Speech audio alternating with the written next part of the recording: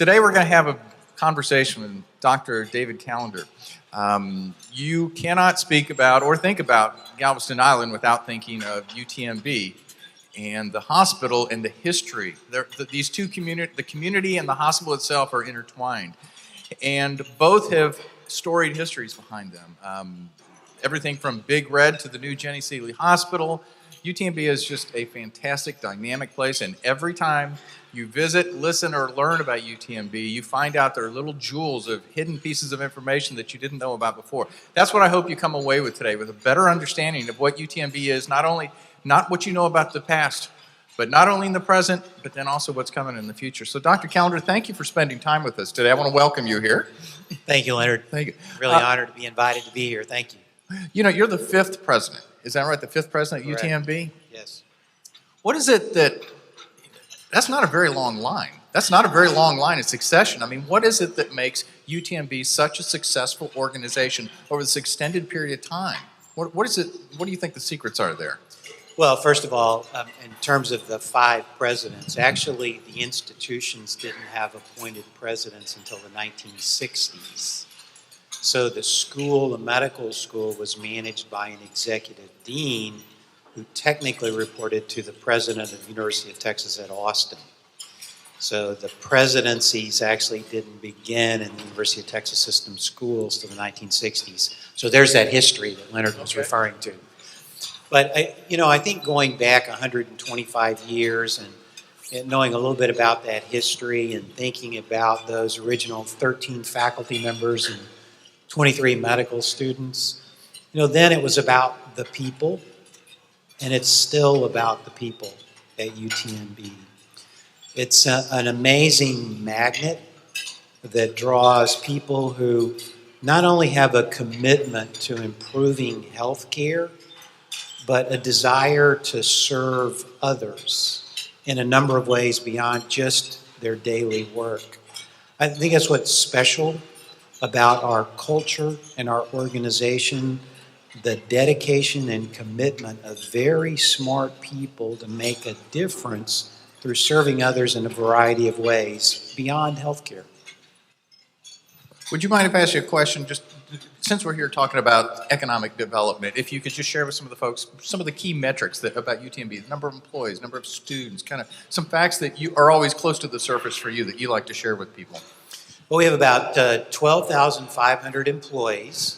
Close to 8,000 of those actually work here on the island. We have another 1,500 or so that work around on the mainland and really the southeast part of Houston, a few are scattered beyond that. And then the remainder work in the prison system, where we provide care to the offender population. About 2/3 of the state's offenders, about 120,000, are cared for by UTMB personnel who are actually stationed in those units over the southeast 2/3 of the state. So we're scattered far and wide across the state of Texas. We have about 3,300, a little over 3,300 students now. We continue to grow that number.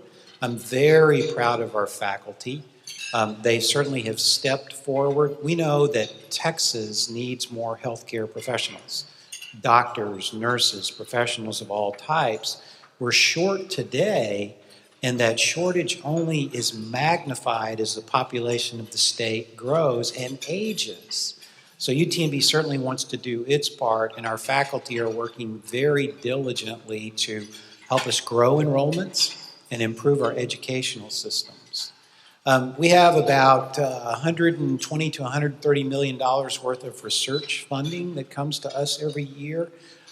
Still working to grow that. Of course, the foundational element has been mentioned, the infectious disease research. But we have great people who are doing great research in aging, in dementia and other neurodegenerative diseases, and all other forms of chronic and some acute diseases that afflict us as humans. And that effort continues to grow and expand also. So we have now, I think, about 90 different clinics by type in over 70 locations, and that's up markedly from where we were at the time of Hurricane Ike. So we continue to work to expand our impact. That's through looking at some geographic expansion, but really thinking about what can we do better to improve the health of our state through education, research, and clinical care. Well, that's fascinating you bring up Ike, because this morning in one of the earlier sessions, we all talked about one of the common terms when you live in this area that people refer to history many times as before Ike, after Ike. And UTMB, there were many milestones for UTMB throughout the years, but Ike is one very important milestone for UTMB. And I thought maybe you could talk to us a little bit about what occurred with UTMB with the Ike chapter. I always tease friends that one of these days, when the statute of limitations runs out, I'm going to write my book. But seriously, very interesting time. Many of the members of the audience were here and went through that storm with all of us at UTMB. And really the fate of the institution was hanging in the balance. There were all sorts of ideas about what should happen with UTMB and all sorts of agendas at play from all over the state of Texas. But we had incredible leadership from Austin, from our elected delegation, as well as some of the other members of the legislature. Certainly the Sealy and Smith Foundation stepped in and really paved the way for a matching grant from the state of Texas, which began to shift the thinking about the availability of funds to invest in restoring UTMB and helping it flourish. And a number of other people in the community. Lottie Ann Thomas was mayor at the time, and she was campaigning for us all over the nation relative to making sure that UTMB and Galveston had access to the funds that we needed to help us come back and be stronger than ever. I was talking to a group of alumni this past week, and I made a comment. It's a little bit hard now to remember some of the details because what was apparent after Ike in terms of the physical damage is now gone. There are very few remnants. And you look around the city today, it's sparkling, like the waters in the Gulf. I get a chance to look out from my office and look at the water. But I look around the city and I see the same thing. We've come so far because of the collective effort of the people in this community enlisting support from others around the state and the nation. I think it's an incredible story, and I certainly am proud to have been a small part of it. How do you think UTMB responded tell some of the stories of how UTMB responded to the community during Ike? I'm sure you were there, and you were there when people needed help. Can you tell us a little bit about that? Well, I have some vivid memories that remain, being in the John Sealy Hospital as the eye of the storm passed over and walking out on some of the stairwells, which were actually open to the outside of the building, and seeing the floodwaters. And actually remember seeing a guy in a raft come floating by, and I was trying to point him to the emergency room because I thought he needed care. And we actually kept the emergency room open all during the storm, which was amazing. We had to move it several times. And then I remember the guys who were in the ride-out crew, actually, as soon as they could get out in pickup trucks, driving around the campus and sending back pictures, and also beginning to think about how we could provide access for the first responders. And then also thinking, clearly with a 13.3-foot storm surge, we're going to be severely limited because of the infrastructure of the city, the water supply, ability to process wastewater being impacted so negatively. We're not going to be able to get our hospital open for a while. So what else do we do? What else can we do to make sure that we can offer service to our patients? So we got a lot of assistance from colleagues. We were able to move some of our faculty to other sites. We were able to get our clinics open on the mainland very quickly after the storm. We actually had students back in the classroom within 3 weeks. and were able to have a limited service in the hospital within about 6 weeks after the storm. And, all this related to what I referred to earlier, that incredible commitment of the people at UTMB to serve others. They were the ones who were driving us forward, oftentimes neglecting their own personal issues in terms of damage to their homes or other issues that had to be dealt with to make sure that UTMB was back on its feet as soon as possible and moving forward, providing service to others who needed help. And did I hear you were relatively new to the community when I came through? Is that correct? About a year. About a year. Been here for about a year, yeah. Had to be a remarkable chapter for you personally, professionally, and also to see your team of people responding to the community in the way that they did. Yeah, it was amazing. A few of the people who are here with me today were there and through. Mike Schreiner was on the campus, and one of the stories I remember, it was Tuesday before the storm came in on Friday, and we had contracted with a number of different vendors and providers to be available to bring us emergency supplies with the passage of the storm. And at that time, the storm was aiming towards the tip of Texas, really for Brownsville, and the landfall was expected between Brownsville and Corpus Christi.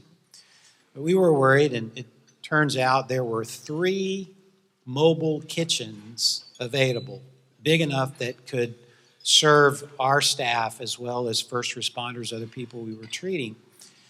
And there was 1 remaining. The other 2 had already been claimed. And so Mike came to me on Tuesday night and said, this thing's probably going to go south. It's going to cost us $100,000 if we don't use it. But I think just in case, we ought to make sure that it's available.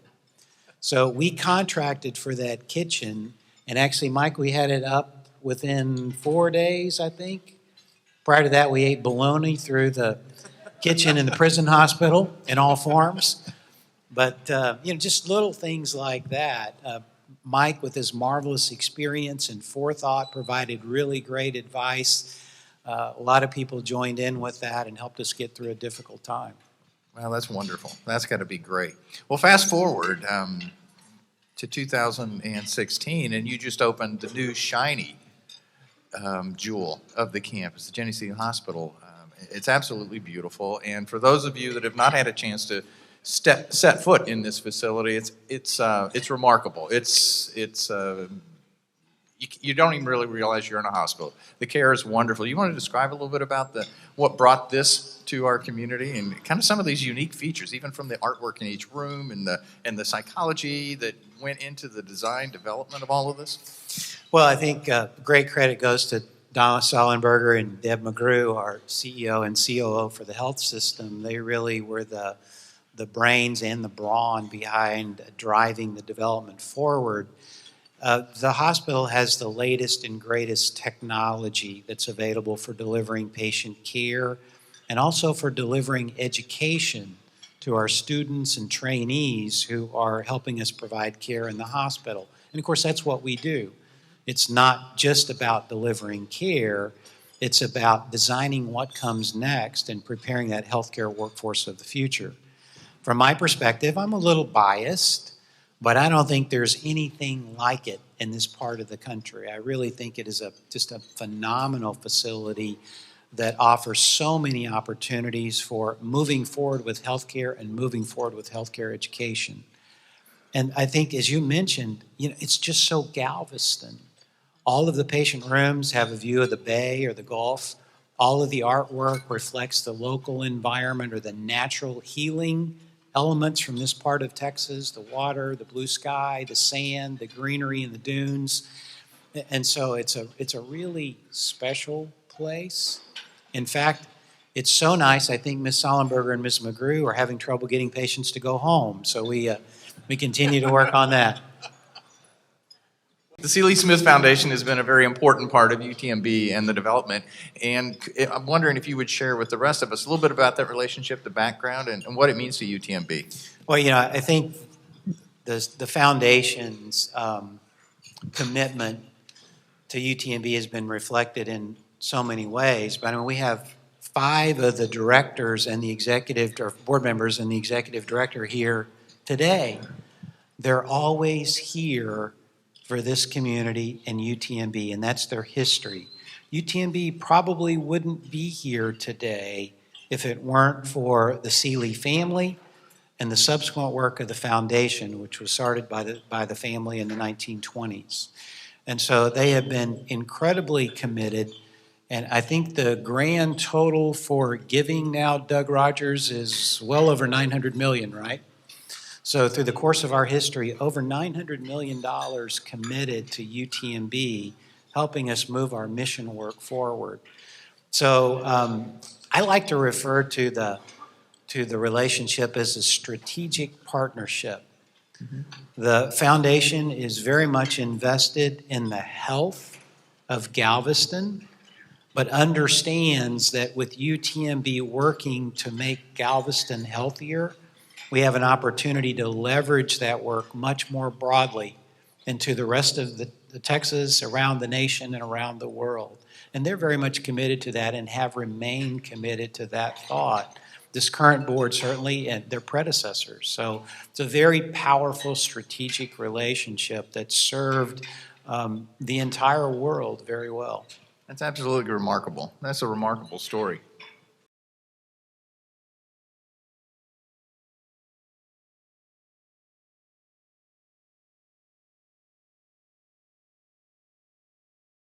I think that it's quite appropriate that they have being awarded the Santa Rita Award, because the founding of the Seeley Smith Foundation was to UTMB what bringing in Santa Rita #1 was to the University of Texas system. Bottom line, the impact of the Seeley and Smith Foundation on UTMB is that we wouldn't be here without them.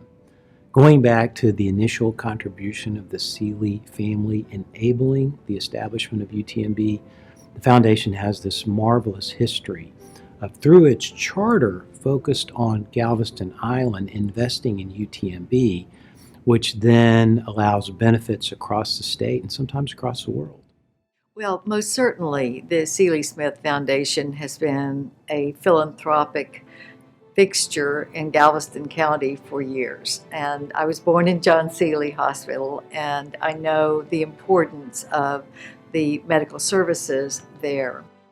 Well, it's an unusual arrangement where there's a charity that's focused on one entity, and it's never given to anything else except the university.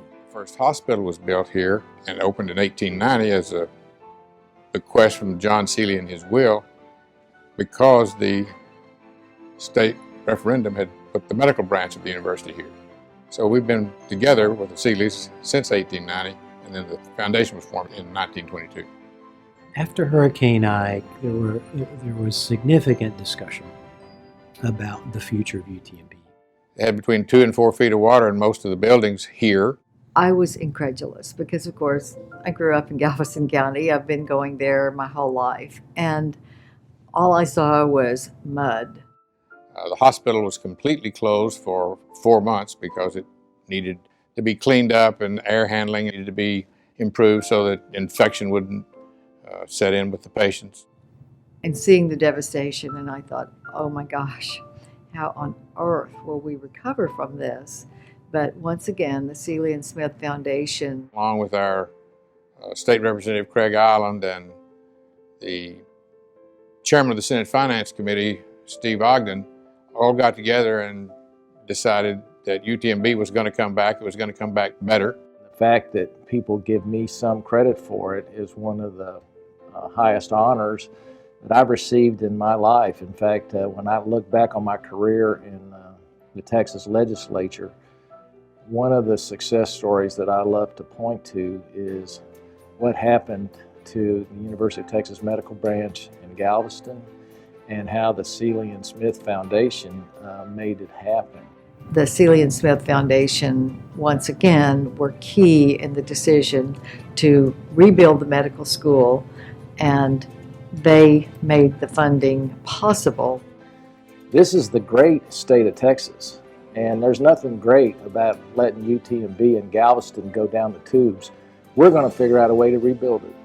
And to a large extent, that turned the tide. Those people who doubted the ability of UTMB to rebuild, to stand up, to regroup and move forward, saw the commitment of the foundation, understood its history of supporting UTMB, and said, you know, it makes sense. We've got a great partner there. It makes sense for the state and for the UT system to continue investing. I think that if John, the original John Seeley one was here, that and Jenny Seeley Smith were here, that they would be very satisfied to see what the foundation has accomplished. It started out with the $150,000 original John Seeley Hospital. Now we've given over $900 million, and you look around at all the different hospitals and clinics on Galveston Island now. It's and you see the local people coming here to be treated, and people from all over the state come here now, and it's very satisfying to see the results of what the Seeley family started with and what's been done, and I think they would be very proud of where we are today. They have had a major impact, not only on the island, but in the state of Texas and in America. I think it is a lot of fun. It's a lot of responsibility. I just happen to be lucky enough to be a member of the board and to see all you folks and to see what you do with the money that the foundation makes available.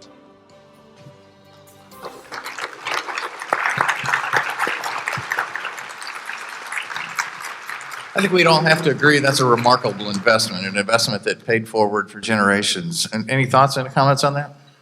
I totally agree. And, you know, again, we wouldn't be here if it weren't for the foundation. And they continue to have faith in us, as Mr. Seeley described. They make funding available. They work with us to think about how we best use it, but then they stand back. And, you know, they're always asking, how are you doing? What's happening with it? You know, is the investment working? Most of the time it works very well. So it's a great partnership. I think it's made a difference, certainly for Galveston, for Texas, and at times the world. I just wanted to say the video was prepared for the Santa Rita Award presentation to the foundation. The Santa Rita Award is the highest award given by the University of Texas Board of Regents, and it's rarely given. It's given only for outstanding effort to support one of the institutions of the University of Texas. And prior to it being awarded to the foundation this past year, it had never been awarded to a group. It had only been awarded to a few individuals. So once again, they made history because of their marvelous history and commitment. So it's an outstanding honor, and certainly want to again congratulate them for that recognition. Oh, congratulations. Congratulations.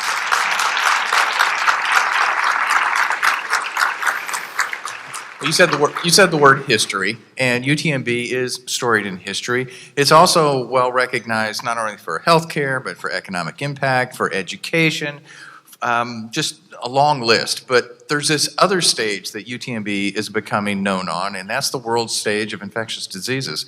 In the Galveston National Lab, we see more and more in the national news, and we hear more and more when something really needs to be taken a look at from a serious standpoint, they're coming here to Galveston. And this national lab is something important for all of us. You want to talk to us a little bit about that and what that means to UTMB, what it means to the community, and what it means to the world? Well, it's a marvelous resource, I think, from just about any perspective.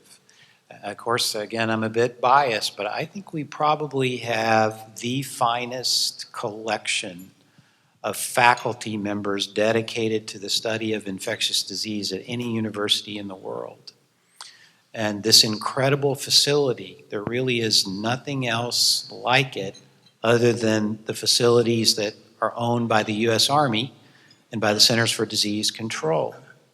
And those facilities have a different purpose. Certainly they're dedicated to helping understand and eradicate disease, but with a focus away from the sort of research that we do. And so, again, it's a unique resource, a marvelous collection of people who are making a difference in the health of the world. The opportunity was fueled by the anthrax attacks that occurred following the 9/11 tragedy. It became very clear that people could manipulate infectious agents and turn them into significant weapons. Something was known for a while, but with the delivery of the anthrax and the sickening of the people, it was a wake-up call. We were already, our people, I wasn't here at the time, but the people at UTMB were already doing this work. They'd been doing it for a number of years. But the funding became available to build this national laboratory. And I think it was an incredible investment for our nation. Not only are we able to think about, heaven forbid, a bioterrorist attack, but think about the scarier issues, which are the things that Mother Nature continues to create and throw at us, like Zika, like the newest variations of dengue fever, which can cause a hemorrhagic fever, new strains of Ebola. We saw the effects of that. Something called chikungunya, which has come out of Asia and Africa, which causes some pretty devastating long-term side effects. And so the team in the National Laboratory is dedicated to understanding the basis for those diseases, the fundamental organisms, what allows them to be easily transmitted, and use that information to begin to come up with ways to combat those illnesses so that they don't become a major threat, not only for us here, but around the world.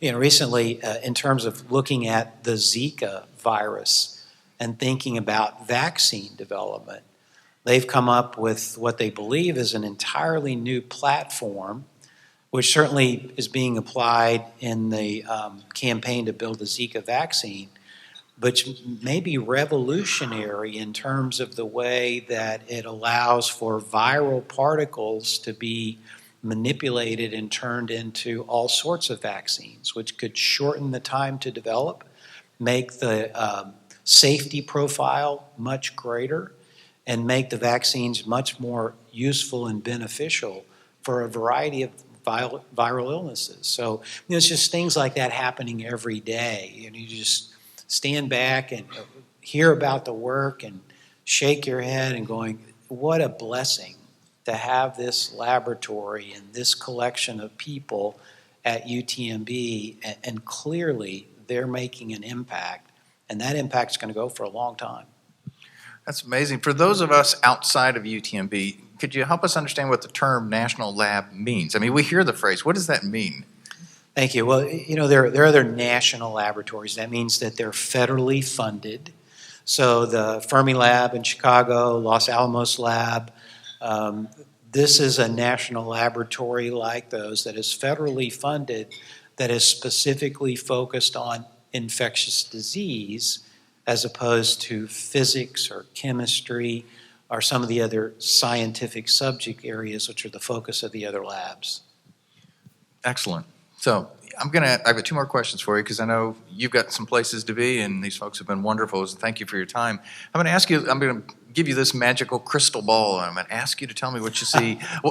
UTMB in 5 to 10 years. What's UTMB look like right there? Tell us what you think. Well, you take a number of different perspectives and explore those relative to what do we look like in 5 to 10 years. What does healthcare look like in 5 to 10 years? Healthcare is undergoing tremendous change, a transformation, and it's very important that all of us are involved in that transformation to make our system work much more effectively. I think most of us in the room would acknowledge that the system we have today is marvelous in terms of some of the things it can deliver, like new discoveries that are impacting cancer and heart disease and neurodegenerative disease and infectious disease. Our challenge is that we're not really very equitable in terms of how we distribute that product. Not everybody has equal access. It's very expensive, and it's not very high value. So what UTMB really wants to do is to be a part of that transformation. In fact, our vision statement is to help define the future of health and healthcare. And of course, we're doing that with education, educating the workforce of tomorrow, doing the research to make a difference over the course of time, helping us improve control of disease, and helping design what comes next. And it's not just in terms of drugs and tests, it really is in how the system works. And so, to answer more concisely, I think where healthcare is going, it needs to be high tech, high touch, and high value. And so that's where we're investing for the future. High value meaning what? High value meaning that we're able to efficiently use the resources that are available to us to improve the health of all the people we serve, the different populations, if you will, and connect with them, understand how each individual in a population interacts with the environment and how that puts them at risk for certain acute and chronic diseases, and be able to approach those populations with education, early intervention, communicating more effectively so that we reduce the burden of disease in the population. Excellent. Well, now, since let's stay in make-believe land. I'm going to give you one final question. Make-believe the next president is sitting in this room with us, and you guys strike a conversation about healthcare and the direction of healthcare. From your standpoint, what would be the advice that you would give them for what they're going to face and what you believe we need to be doing to address healthcare and healthcare issues going forward? Well, gosh, there are a lot of things that I'd love to talk to that next president about, that's for sure, as I think all of us here at UTMB would love to do. For me, I think the critical issue really is the equitable access to great care. And, being a native Texan, I'm a little bit Texas-centric. So what I would ask is provide us the flexibility to design a better system with the resources that are available through the Affordable Care Act, whatever Medicaid program. Allow us to have access to those resources to design a system to provide more equitable access for the citizens of our state. I think if we can do that, it brings economic benefit. It brings benefits in terms of longevity, productivity. So I think it could do wonderful things for our state, but we need some flexibility on the part of the federal government to be able to work with our state officials and design something that really works well for our state. Excellent. That's very insightful. I want to close by thanking you. Your time is very valuable to us, and I know that our audience has really enjoyed listening and visiting and learning from you. And I want to tell you how much I admire what you and your colleagues at UTMB do for our community and what it's meant for Galveston over these years. So, Dr. Callender, thank you very much. Thank you, Leonard. UTMB Health, working together to work wonders.